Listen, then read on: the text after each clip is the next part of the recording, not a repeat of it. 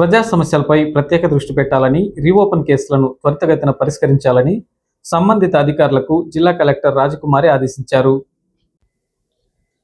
ప్రజా పరిష్కార వేదికకు వచ్చే అర్జీలపై ప్రత్యేక దృష్టి సారించి నాణ్యతగా పరిష్కరించేలా చర్యలు తీసుకోవాలని సంబంధిత అధికారులను జిల్లా కలెక్టర్ జి. రాజకుమారి ఆదేశించారు.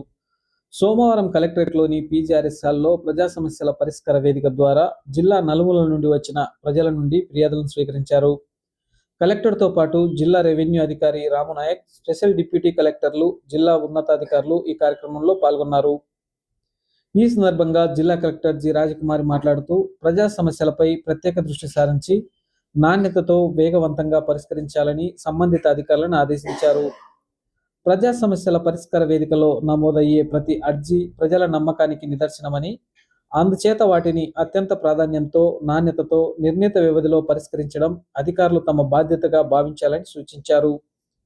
జిల్లాలో పెండింగ్లో ఉన్న కేసుల వివరాలను సమీక్షించిన కలెక్టర్ రీఓపెన్ అయిన 592 దరఖాస్తులను ఒక వారం రోజుల్లో పూర్తి స్థాయిలో క్లియర్ చేయాలని సంబంధిత అధికారులను ఆదేశించారు.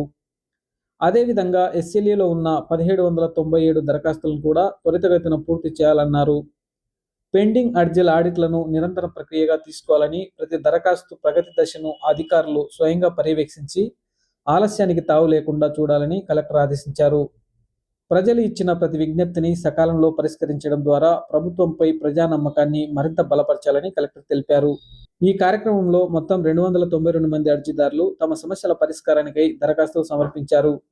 స్వీకరించిన ప్రతి అర్జీని నిర్ణీత గడువులోగా పరిష్కరించేలా సంబంధిత అధికారులకు ఎండార్జ్ చేసి తక్షణ చర్యలు తీసుకోవాలని జిల్లా కలెక్టర్ ఆదేశించారు.